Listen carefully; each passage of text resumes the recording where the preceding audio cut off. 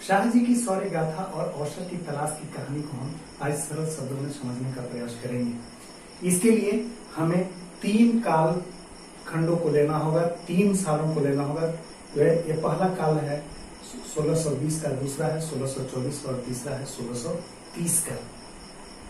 जैसा कि आप जानते हैं कि शाहजी मालो जी के पुत्र थे और शिवाजी के पिता थे, और यहीं से शहंशाहियत की कहानी शुरू होती है, शौर्य गाथा की कहानी शुरू होती है, जो मुगल, जो कि सही अर्थों में मराठा साम्राज्य के उदय की दिशा में एक प्रगति की कहानी है। 1620 ईस्वी में हुआ ऐसा कि शाह जी के जीवन में 2 घटनाएं घटी जो उन्हें काफी कष्ट पहुंचाया। एक, उनके पिता मालो जी की मृत्यु हो गई, और दूसरा जो है, जब मालो जी की मृत्यु के उपरांत शाह जी को उनका उत्तराधिकार की प्राप्ति हो गई। दूसरी जो घटना घटी वह शाह जी के ससुर लखू जी जाधव को अहमदनगर साम्राज्य द्वारा अपमानित किया गया।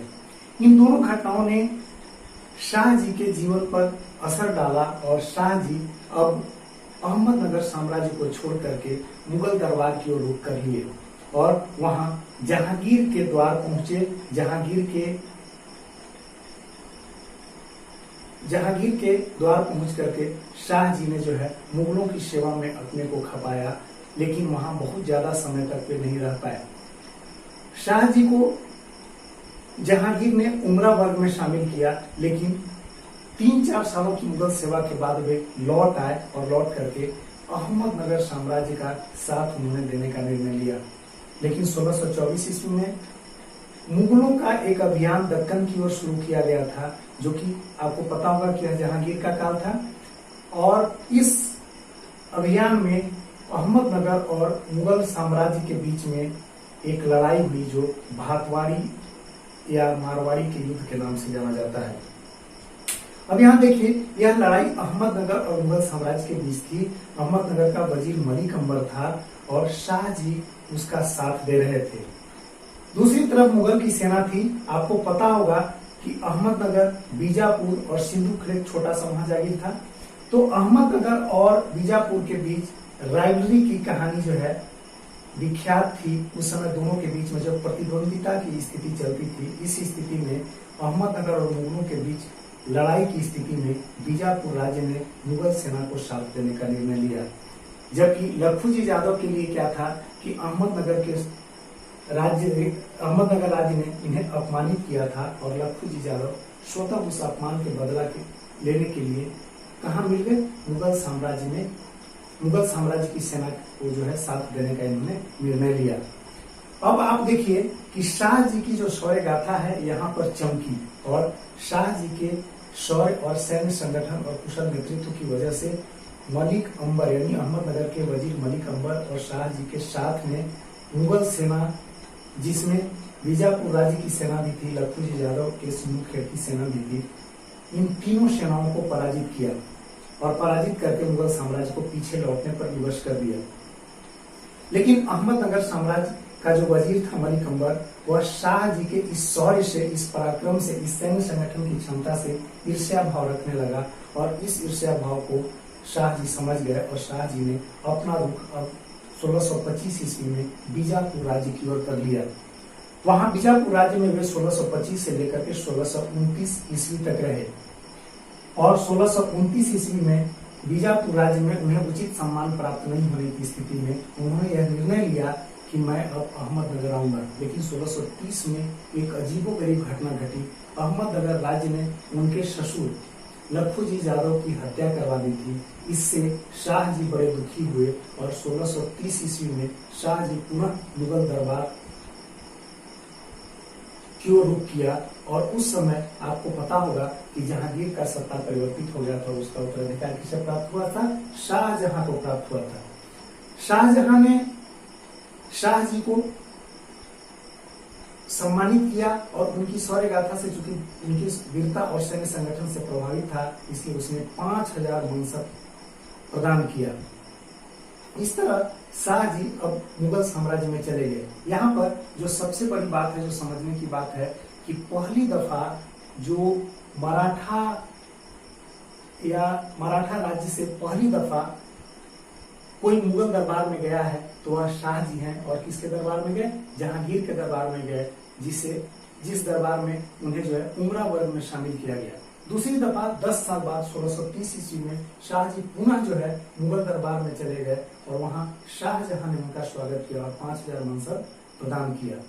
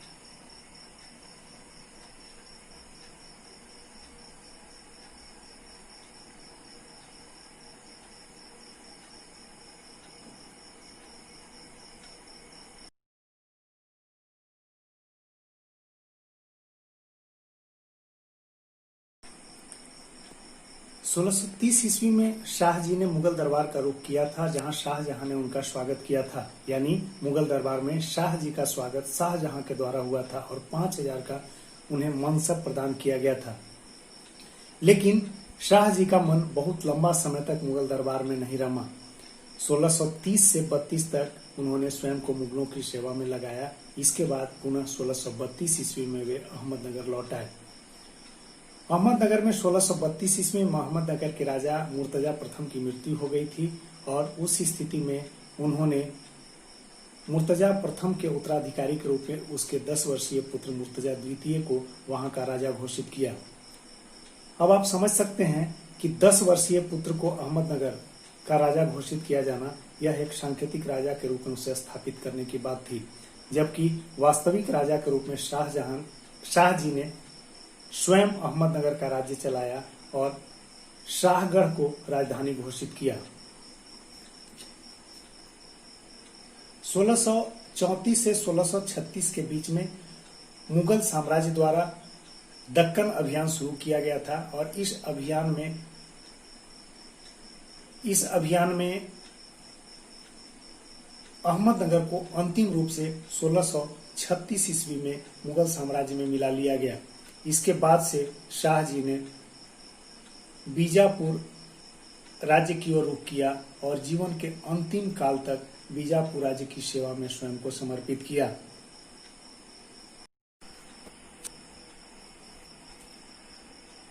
सोलह सौ 36 ईस्वी में अंतिम रूप से अहमदनगर साम्राज्य को मुगल साम्राज्य के अधीन कर लिया गया। इसके बाद शाह जी ने बीजापुर राज्य की ओर अपना रुख किया और 1636 से लेकर के 1664 ईस्वी यानी अपनी मृत्यु तक उन्होंने बीजापुर राज्य की सेवा की। बीजापुर राज्य में लौटने के बाद शाह जी ने बीजापुर राज्य के विस्तार के लिए कर्नाटक अभियान की शुरुआत की और इस क्रम में इन्होंने इकोरी, बंगलोर समेत तमाम क्षेत्रों को जीता। बीजापुर के सुल्तान ने खुश होकर के शाह जी को कर्नाटक में 4 लाख की जागीर प्रदान किया तथा बंगलोर का अधीनस्थ शासक घोषित किया। 1648 में एक बहुत ही इंटरेस्टिंग घटना घटती है। बीजापुर के शासक को यह शक होता है कि एक तरफ यह शाह जी हमारे लिए यानी बीजापुर राज्य के विस्तार के लिए कर्नाटक अभियान चलाए हुए हैं, दूसरी तरफ इनके पुत्र शिवाजी बीजापुर राज्य से ही क्षेत्रों को छीन रहे हैं और अपने हिंदवी राज्य की स्थापना की ओर बढ़ रहे हैं।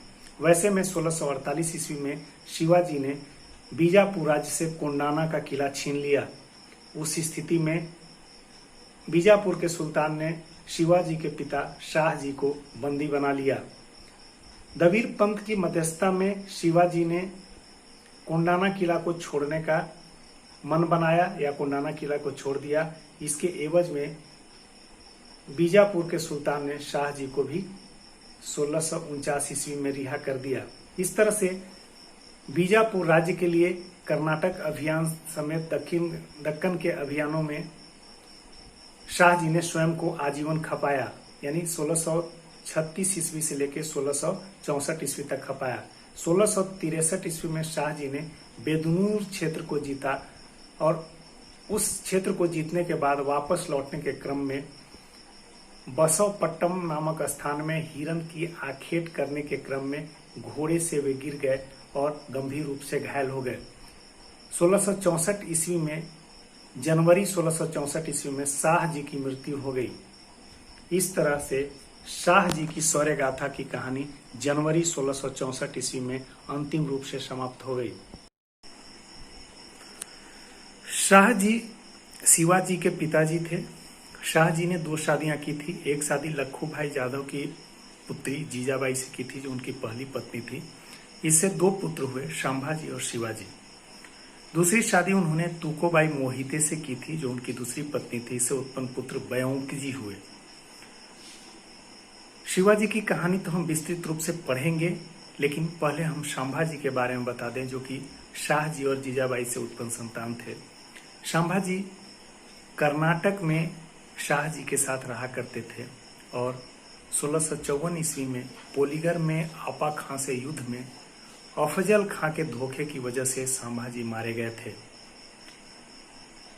कहा यह जाता है कि सही समय पर सूचना होने के बावजूद भी सैन्य सहायता देने का काम जो अफजल खां को सौंपा गया था, उसने सैन्य सहायता उपलब्ध नहीं कराई, जिसकी वजह से संभाजी मारे गए। संभाजी के मारे जाने के बाद शाह जी इतने दुखी हुए कि उन्होंने अफजल खां को धोखेबाज कहा और उनकी उक्ति थी, अफजल खां मनुष्य नहीं विषैला सांप है। शाह जी ऐसा अफजल खां के बारे में विचार रखते थे, जिसका बदला बाद में शिवाजी ने लिया, जिसकी चर्चा हम शिवाजी के समय करेंगे जब शिवाजी को पढ़ा रहे होंगे।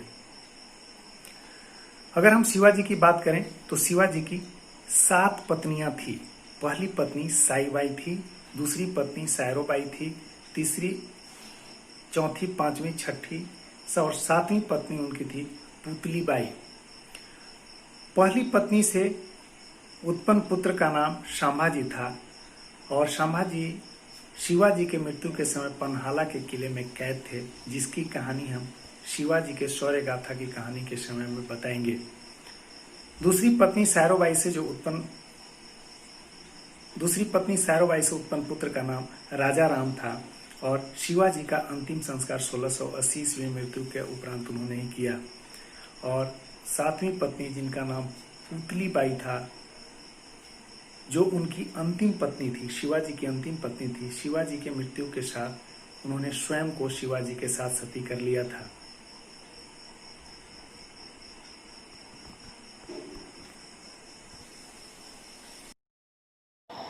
इस वीडियो में आपने शिवाजी के पिताजी और उनके पूर्वजों की कहानी को बहुत ही रोचक तरीके से सुना। आपको तमाम तरह के अपडेट्स के लिए हिस्ट्री, ज्योग्राफी, समसामयिकी, साइंस टेक्स्ट के अपडेट के लिए हमारा YouTube channel GS and GK world को विजिट करना चाहिए। साथ ही आप इसे सब्सक्राइब करें, लाइक करें, शेयर करें और बेल आइकन दबाएं, ताकि हम